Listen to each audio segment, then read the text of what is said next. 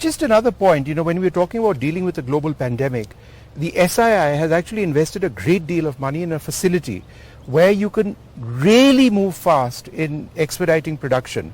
So when you talk about a response, the infrastructure, the hardware and the people who do this actually exists in our country. Absolutely. So one of the lessons that we learned was that we need to be able to vaccinate our own nation in a matter of 3 months. God forbid there's another pandemic. We can push the button and produce, now we have a 4 billion dose capacity from 1.5 pre-pandemic. And this is because of the new facility. Correct. Right. And that's added another 2 billion doses to our capacity.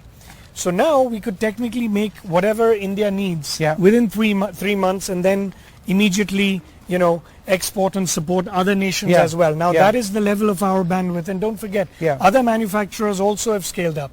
So India now has roughly a 6 billion dose capacity between all the Indian vaccine manufacturers combined, maybe even 7 billion. Right.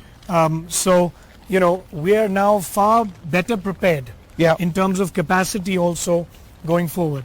Let's talk a little bit about inequity in vaccines. That's been a huge problem in the past because we weren't allowed to export. Now we are exporting a lot more. So when it comes to made in India vaccines in other parts of the world, where do we presently stand? Well, at the moment, as you know, we've got a lot of capacity. Right. And we have been exporting to more than 80-90 countries as of November 2021. We exported a lot even in January and February before the second wave hit us. So we are in a very comfortable position. The African nations are slowly scaling up their ability to vaccinate, but as you see cases going down, the urgency for people to come forward and get vaccinated is dwindling, and that's a problem. That is a problem. A lot of people are not even going in for their second dose as a result, and we need to at least complete their primary and secondary vaccinations. So we have to keep advocating and pushing that as we go along this year. One final question to you.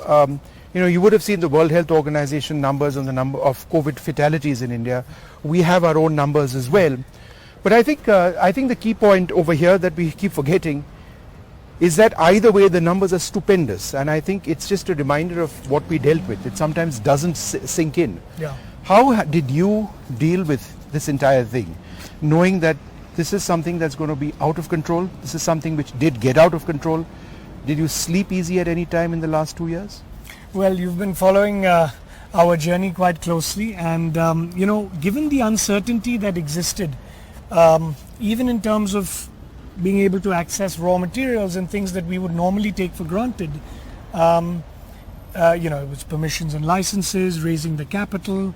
To do this, we invested more than 10,000 crores, between our capital and, from Bill Gates and from other countries, and India's support as well. So there were so many sleepless nights and lessons that we've learned. And I feel we're far more prepared. We can, make better decisions, faster decisions going forward. And I just hope we're never in that position again. But if we are, I'll tell you, there is no country that is more prepared than India. I mean, you look at our testing infrastructure. You look at our health systems also, and hospitals and everything. So, we're in a very good place.